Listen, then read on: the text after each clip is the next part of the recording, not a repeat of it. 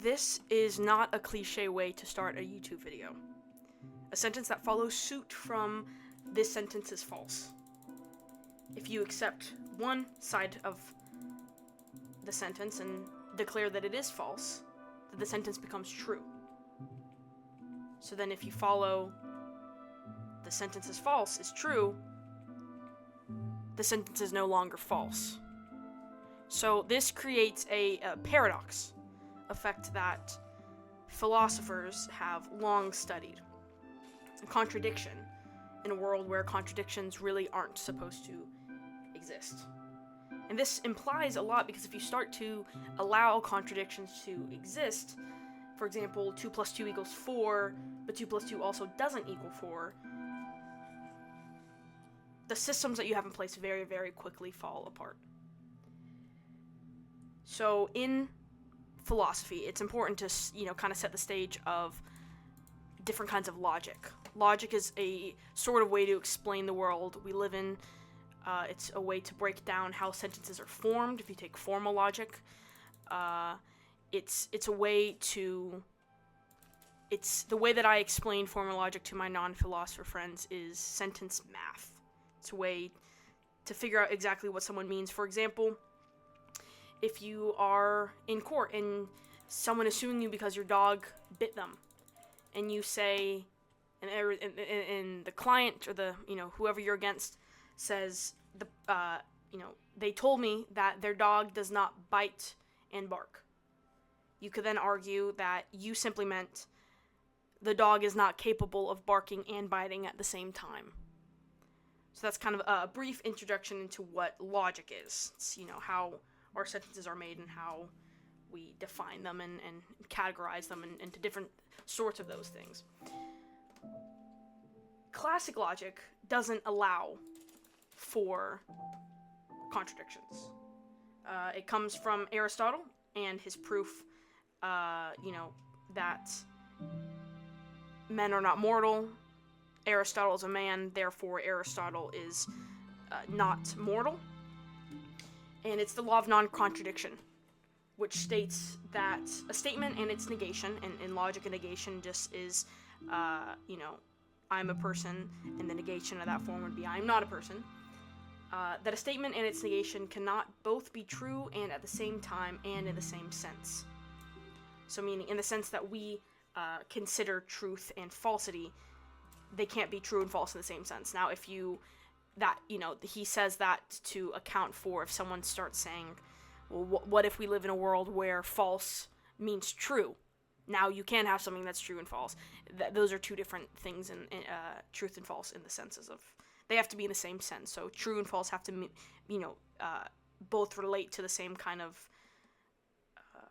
validity, I suppose, of a sentence. And that's the idea of classical logic. But then you have pair-consistent logic, which allows for contradiction, and it allows for this contradiction in the form, I need to get some food, in the form of explosions. Now, what is an explosion? An explosion is if a contradiction is true, so P or not P, because, in pair-consistent logic, they allow for contradictions. If a contradiction is true, P and not P, then anything follows. So, for example, Pompeii is in Italy, Pompeii is not in Italy. That leads to a logical explosion. Anything can follow. Because if you have, a situation where something is both true and not true, you have, like I said earlier, that contradiction and that paradox where things start to fall apart really quickly and they can kind of lead to almost anything. And the origin of this comes from William of Soissons. I don't know if that's French or Italian. I think that's French. Soissons. That sounds very Italian. He created this proof. The more that I sit here, and I'm trying to kind of more calmer approach today, not to, maybe my girlfriend falls asleep to YouTube essays, and I think it'd be pretty cool if someone in the world fell asleep to this. So I'm trying a calmer approach, but dear Lord, Is it hard to play Minecraft, be calm, and read off things off the laptop? So I think in the next video, I'm going to really stick to that idea of filming gameplay and then talking over it. So there can maybe be some kind of progression on this world. But William Soisson, he creates this proof. I'm gonna put it up on your screen. Just for clarification, the little squiggles in front of a variable, it's the negation. So it's just like a negative sign. Alright, so I am re-recording over this section. This is me from the future. Because after some reflection and some other work, I think that there's a better way to explain William of Soisson's proof and why it does lead to that. If you accept contradictions, it can lead to anything. And bear with me. So first I'm going to put the entire proof on the screen. Don't worry, it'll hopefully make sense in a little bit. But then now I'm going to walk step by step. So we start out with let E represent any given proposition, okay? Then we're going to start with the premise P and not P. P and not P is that contradiction that we're talking about. So, the grass is green and the grass is not green. And in logic, when we have an and statement, so P and not P, we're able to simplify it into just P, or into just one of those little sections. So, example, I'm a human and my name is Coco. That's the premise. And I can take my name is Coco and simplify it down to just say my name is Coco. Because both of those things, I'm a human, that's true. My name is Coco, that's true. And the statement as a whole is true. And if we separate it and take away my name is Coco into its own premise and its own sentence, that is still true. Another example, you are a human and you are watching this video. That's our premise. You are a human. That's a simplification.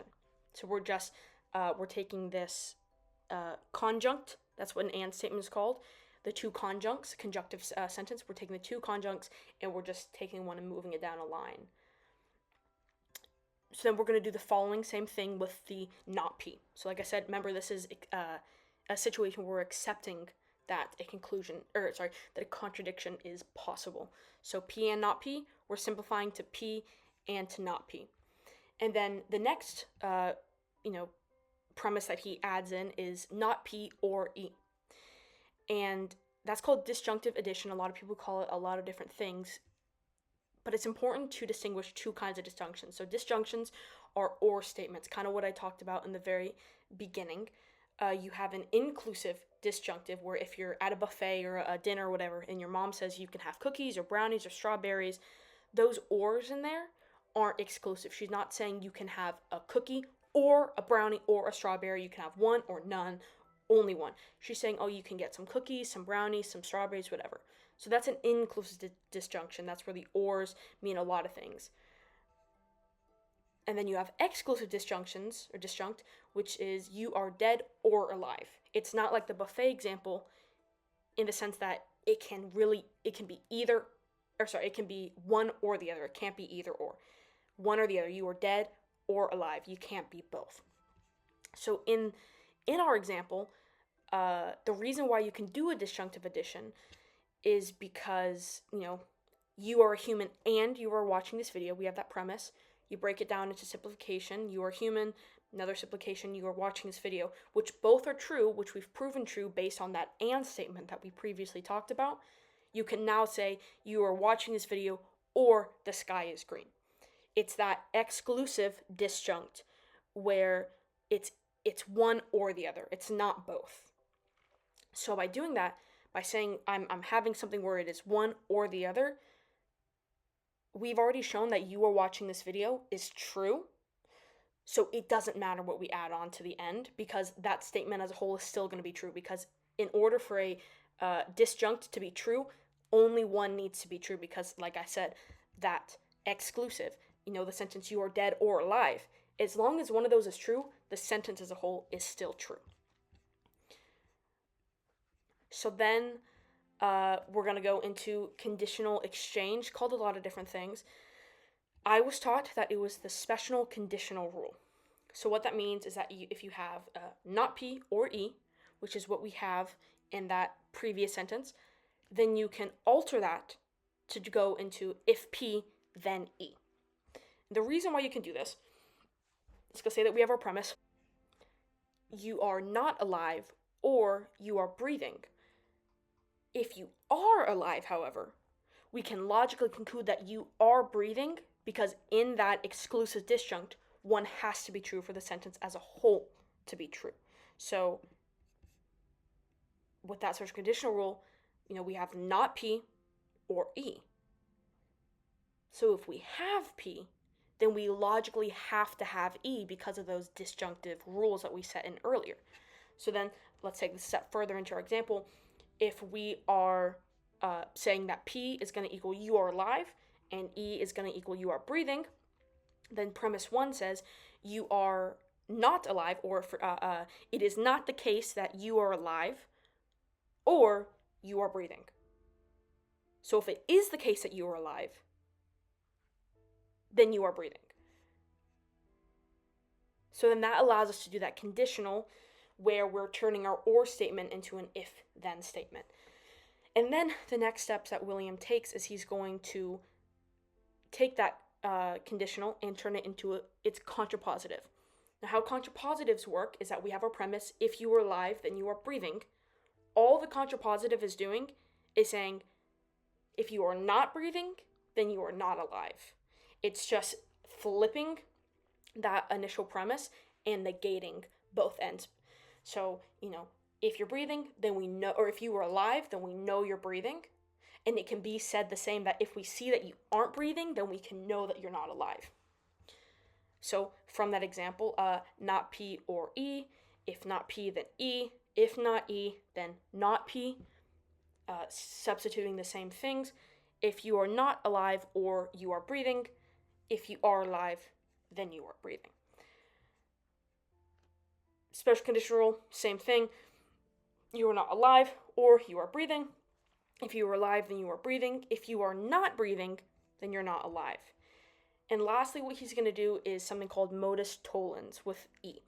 So what modus tollens says is that if P, then E, not E, therefore not P. And that works because if we have a statement like, if I'm a human, then I'm a mammal. I am not a mammal, therefore I am not a human. We know that if you are not a mammal, then there is no possible way that you are a human. Because humans, you need to be a human in order to be you need to be a mammal in order to be a human. However, you can't do the positive. You can't say, if I'm a human, then I'm a mammal. I'm not a human, therefore I am not a mammal. Because you could be a tiger, a squirrel, an elephant, a bunch of different things. So all of that was a very, very, very brief and rushed introduction into how William Swanson does it. He has this contradiction, and he's going to show that it can logically lead to the premise E, which represents anything you want. So in classical logic, though, kind of the viewpoint is, that P and Q are just, I keep saying P and Q, sorry, that truth and falsehood, they're just completely two different things. Then you get dialtheism.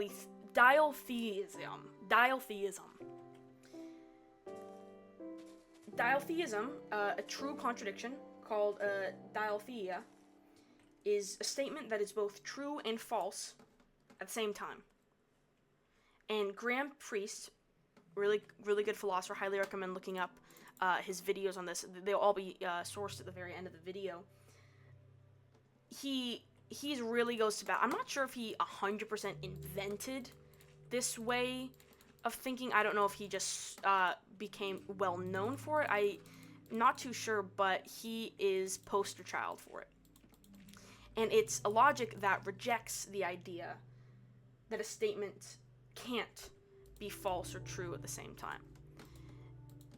And the examples that he gives for this are very, very interesting because, one might argue about those beginning examples that I gave that, this sentence is false. That doesn't really hold much gravity. There's not much there to it. And that's not something that could be present in our real life. You can't have a sentence, there's not much meaning to it. So then some great, examples that he brings up, for starters, law and politics. You have a time where women couldn't vote. And, imagine a scenario where the two laws of the land were that only men can vote, or all men can vote, or only men, however you want to phrase it. Only men can vote. All property owners can vote. Then you find yourself with a property-holding woman. And you don't really know what to do there because you have that contradiction, that paradox of only men can vote and she's not a man, but she's a property holder. So she can and she cannot vote.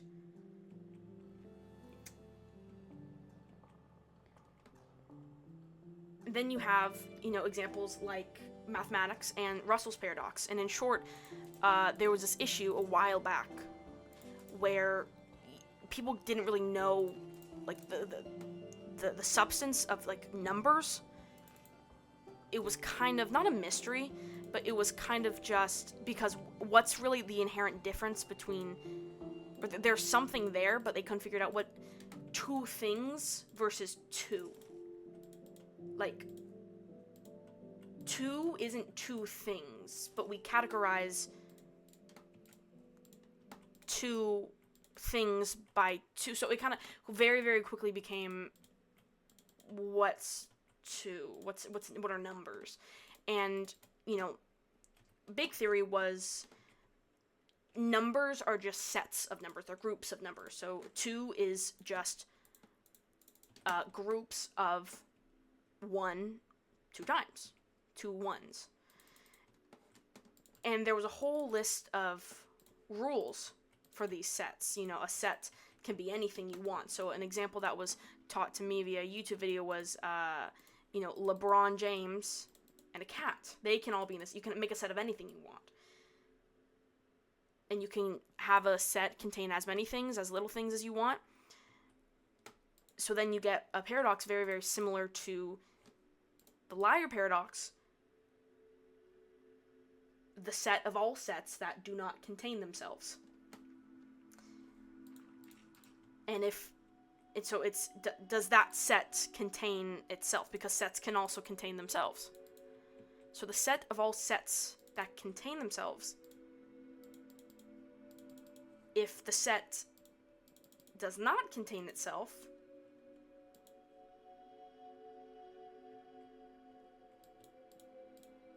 then it belongs in that set of things that do not contain themselves. But then it contains itself. So then it does not belong in the set, but then it does, but then it doesn't, but then it does. And, similar to exactly what we were saying at the very beginning, the liar paradox of this sentence is false. If you believe that it's a false sentence, then it's true. But if you believe that it's true, then it's false.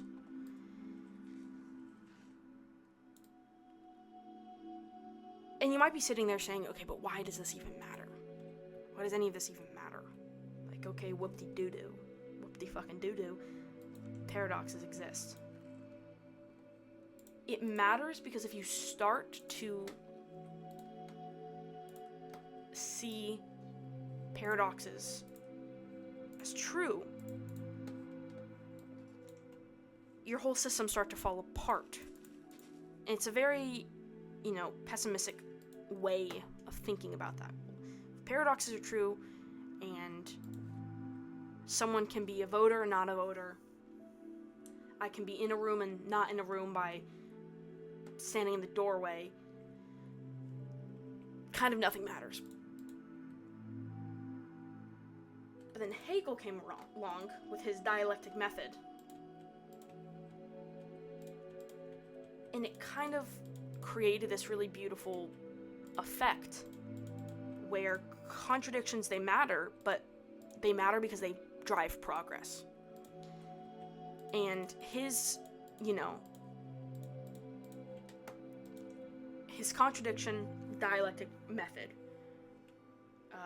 states that reality is structured through contradictions and thesis-driven progress. And these drive progress. Sorry, not thesis-driven progress. And they're not flaws, but they're essential to knowledge and to growth and development. And the way that he categorized this was he had a thesis, an antithesis, and a synthesis. Or synthesis, sorry. I'm going to say synthesis because I think that's true. The thesis was a foundational idea, a proposition, or the status quo. So the way that things are. The ways that things just, in your life, they are. So, in politics, in medicine, in law, in YouTube, it's just the status quo. And then, eventually, you have this contradicting belief, the antithesis, of someone who says, this is the way it is, this is not how it should be. It should be like this. So now, you are in a contradiction. In a societal contradiction, I suppose. You have a society, because every person is made up, and every person is accounted for in a society, that believes P, believes the status quo, and also believes not P. It should not be the status quo. And then you have the synthesis. The balanced approach to both of these things. The medium. As the pendulum swings to both sides, it settles in the middle for a little bit, and you have this beautiful moment where humans do what we do worst and actually compromise and try to push for the better good and push for a better tomorrow and try to fix the contradicting beliefs that we hold.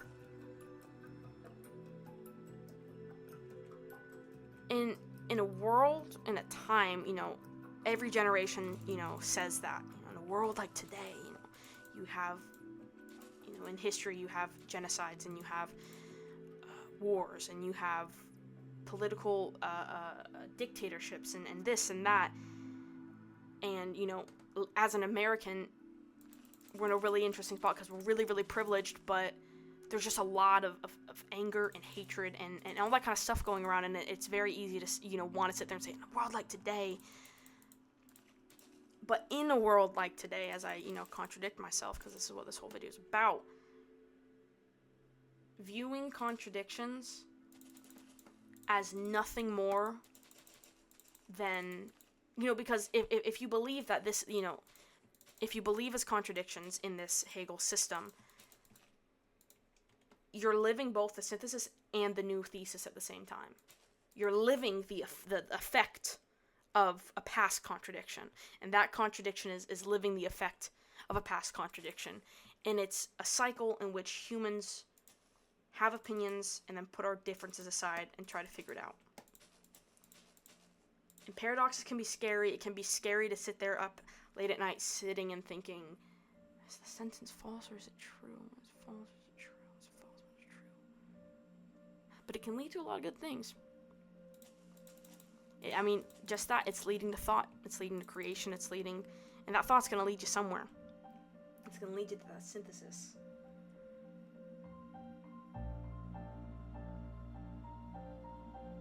And I would really encourage y'all to talk in the comments. If hopefully, let me know if you like this calmer style. I know there's a lot of pauses in thought and kind of having to go back and double down on things or reiterate. But, I'm just learning how to do this. It's a growing process. If you have time, I'd love it if you left some comments down below. Let me know what you think. Let me know what style you liked. Let me know what your thoughts are. Do you think that real life contradictions can exist? Do you think that they're not contradictions, they're just... Why did I plant those? They're not contradictions, they're just, in the legal example, incorrect wording. Let me know what you think. But thank you so much for watching. I'm trying to make these a little bit shorter. I know the last video was like 40 minutes, but if y'all want a longer video, just let me know. Thank you for watching. Subscribe if you want, leave a comment if you want, and keep thinking. I'll see you next time.